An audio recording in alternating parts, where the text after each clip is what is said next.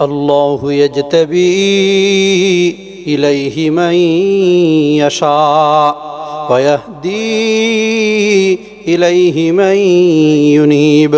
আল্লাহ পাক রব্বুল আলামিনের কুদরতি চোখ একবার যার দিকে পইরা যায়, আল্লাহ পাক রব্বুল আলামিন তাকে কুদরতি হাতে তুইলা নেয়। সুবহানাল্লাহ সুবহানাল্লাহ। এই কারণে আল্লাহ পাক রব্বুল আলামিন বলেন, আল্লাহু ইয়াজতাবি ইলাইহি মান ইয়াশা ওয়া ইয়াহদি ইলাইহি মান ইউনিব।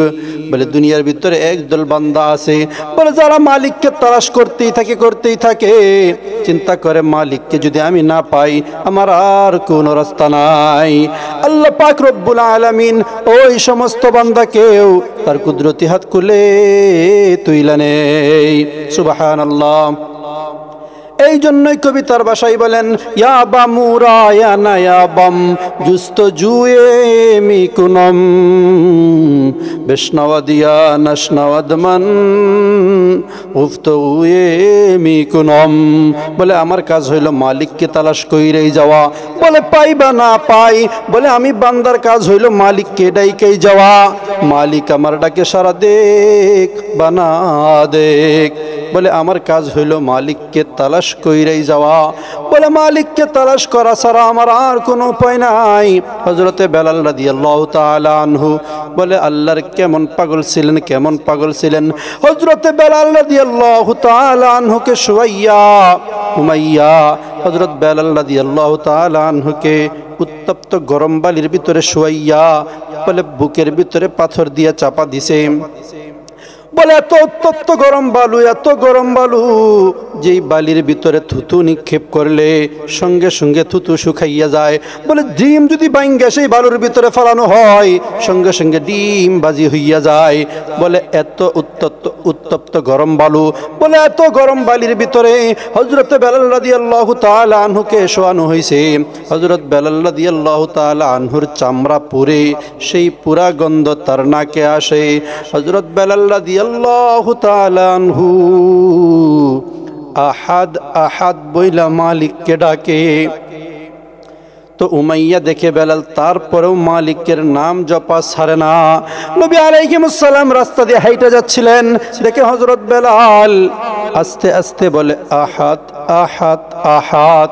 নবী আলাইহিস সালাম ডাক দিয়ে জিজ্ঞেস করে, ও বেলাল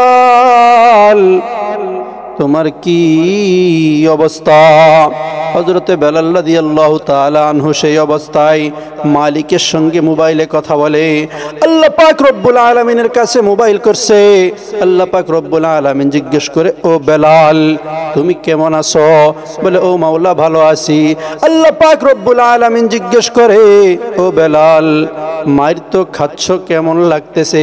হযরত বেলাল রাদিয়াল্লাহু তাআলা আনহু জবাব দেয়, ও মাওলা তোমার হুকুম ছাড়া তো আমাকে মারতে পারতেছে না। ও মাওলা তোমার কাছে যদি ভালো লাগে আমি বেলালের কাছেও ভালো লাগতেছে। সুবহানাল্লাহ। এই জন্যই কবি বলেন, উলফত মে বরাবর হে ওয়ফা হু কে জফা হু हर चीज में लज्जत है अगर दिल में मजा हो। বলে আল্লাহ পাকের জমিনে আল্লাহর কিছু বান্দা এমন আছে যারা মায়ের খায় বলে এর ভিতরেও মজা। দেখেন মালিকের প্রেমে কেমন পাগল। বলে সে খাচ্ছে, খিদা প্রচুর পরিমাণে তার পেটে, বলে কাঁচা মরিচ আর পান্তা ভাত দিয়ে মাখায় খাইতেছে। বলে এরপরেও তার দিলের ভিতরে বড় শান্তি লাগে, বড় মজা লাগে। বলে কারণ কি? বলে তার অনেক বেশি পরিমাণে ক্ষুধা। বলে যেই বান্দা আল্লাহ পাক রব্বুল আলামিনকে মজা নিয়ে ডাকে বলে সেই বান্দা মার খায়, এরপরেও তার দিলের ভিতরে মজা লাগে। এই জন্য কবি বলেন, জিন্দা কুনিয়া তোয়ে তু অরব খুশি ফেদায়ে তু দিলশুদা মুবতালায়ে তু হর চে কুনি রাজায়ে তু। এবার হযরত বেলাল রাদিয়াল্লাহু তাআলা আনহুকে নবী আলাইহিস সালাম ডাক দিয়ে জিজ্ঞেস করে, ও বেলাল তুই এত মাইর খাইতেছিস, এত মাইর খাইতেছিস কেন? হযরত বেলাল রাদিয়াল্লাহু তাআলা আনহু বলে, আমি মাওলার বড় আশেক, মাওলার বড় পাগল। নবী আলাইহিস সালাম ডাক দিয়ে জিজ্ঞেস করে, ও বেলাল, তোর কেমন লাগতেছে? হযরত বেলাল রাদিয়াল্লাহু তাআলা আনহু এবার ডাক দিয়া বলে, ও নবী, কয় আমার চামড়ার ভিতরে বড় ব্যথা পাচ্ছি গো নবী, এরপরেও আমি আহাদ আহাদ বইলে আল্লাহকে ডাকি, বলে আসমানের দিকে তাকাইয়া দেখি আমার মাওলার কুদরত দেখা যায়। সুবহানাল্লাহ। বলে আমি ডানে তাকাইলেও আমার মাওলার কুদরত দেখতে পাই, আমি বামে তাকাইলেও আমার মাওলার কুদরত দেখতে পাই, সামনে তাকাইলেও মাওলার কুদরত দেখতে পাই, পিছনে তাকাইলেও মাওলার কুদরত দেখতে পাই, উপরে নিচে, বলে চতুর্দিকে যেদিকেই তাকাই না কেন আমার মাওলার কুদরত দেখতে পাই। সুবহানাল্লাহ। এই জন্যই কবি বলেন, मैं आशिक मौला हूँ मेरा इश्क निराला, मैं आशिक मौला हूँ मेरा इश्क निराला, ए जुमला जहाँ जिसके तजल्ली से उजाला, मैं आशिक मौला हूँ मेरा इश्क निराला, हे जुमला जा जिसके तजल्ली से उजाला, हमें तो मस्ती बनाने, हमें तो दोस्ती बनाने, हमें तो प्यार बनाने, हमें तो प्यार बनाने, तो खुदावंद यमीनी तो खुदावंद शिमाली, तो खुदावंद समावी तो खुदावंद जुनूबी। আল্লাহু আকবার। এবার হযরত বেলাল রাদিয়াল্লাহু তাআলা আনহু ডাক দিয়া বলে, ও গো নবী, আমি যেদিকেই তাকাই না কেন মাওলার কুদরত আমি বেলাল দেখতে পাই। সুবহানাল্লাহ। এই জন্যই বেলাল রাদিয়াল্লাহু তাআলা আনহু বলেন, ওগো আল্লাহর নবী, আমার চামড়ায় বড় ব্যথা লাগলেও আমার দিলে বড় মজা পাই। নবী আলাইহিস সালাম এবার বেলালকে ডাক দিয়ে জিজ্ঞেস করেন, ও বেলাল, তুমি এমন কি আমল করো যার কারণে আমি আরশে মহল্লায় যখন মেরাজের রজনীতে যাই তোমার পায়ের হাঁটার আওয়াজ আমি নবী শুনতে পাই। সুবহানাল্লাহ। मेराज तो कुर्सी शुदा सबे समावात, फर्शु कदम तारुश बरी सिदरु शरीरी, है इल्म अमल माह अरब मरकज ईमा, तफसीर नबूदंद दरी गैर शरीरी। আল্লাহু আকবার। এবার নবী আলাইহিস সালাম ডাক দিয়া বলে, ও বেলাল, আমি নবীও তোমাকে বড় ভালোবাসি। আল্লাহু আকবার। হযরত বেলাল রাদিয়াল্লাহু তাআলা আনহু ডাক দিয়া বলে, ও নবী, আমি বেলাল বড় এতিম, আমি বেলালের দুনিয়াতে মা নাই, বাবাও নাই। ও নবী, আমি বেলালও আপনাকে বড় ভালোবাসি। বলে আল্লাহর জন্য ভালোবাসি। নবী আলাইহিস সালাম বেলাল রাদিয়াল্লাহু তাআলা আনহুকে কত ভালোবাসতেন, আর হযরত বেলাল রাদিয়াল্লাহু তাআলা আনহু নবী আলাইহিস সালামকে কত ভালোবাসতেন জানেননি? বলে সারা পৃথিবীর সব মানুষ নবী আলাইহিস সালামের মুহাব্বতে মক্কা এবং মদিনায় যায়, নবীজির রওজা জিয়ারত করে। আর নবী আলাইহিস সালাম ইন্তেকাল করার পরে হযরত বেলাল রাদিয়াল্লাহু তাআলা আনহু বলে, যেই মদিনায় আমার নবী নাই সেই মদিনায় আমি বেলাল আর থাকবো না। হযরত বেলাল রাদিয়াল্লাহু তাআলা আনহু মদিনা ছাইরা তায়েফে চলে গেলেন। বলে দীর্ঘ 6 মাস পর একদিন ঘুমের ঘরে স্বপ্ন দেখেন নবী আলাইহিস সালাম বলে, ও বেলাল, আমার সব সাহাবীরা আমি নবীর রওজার পাশে আইসা আমাকে সালাম দেয়, আমি তাদেরকে দেখি বড় আনন্দ লাগে।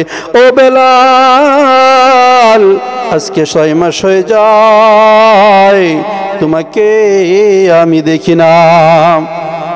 হযরত বেলাল রাদিয়াল্লাহু তাআলা আনহুর যখন ঘুম ভাঙে, ঘুম ভাঙার সঙ্গে সঙ্গে হযরত বেলাল রাদিয়াল্লাহু তাআলা আনহু মদিনার প্রাণে রওনা দেন। যখন মদিনায় আসতেছেন, বলে মদিনার ভিতরে এক এক আওয়াজ উঠে গেল যে বেলাল আসতেছে। ছোট ছোট বাচ্চারা মাদেরকে বলে, ও মা, মদিনার রাস্তায় বেলালকে দেখা যায়, আজকে বুঝি নবী আসবে। বলে নবী আলাইহিস সালামের আগে হযরত বেলাল রাদিয়াল্লাহু তাআলা আনহু সব সময় হাঁটতেন। বলে কেন কেন কেন?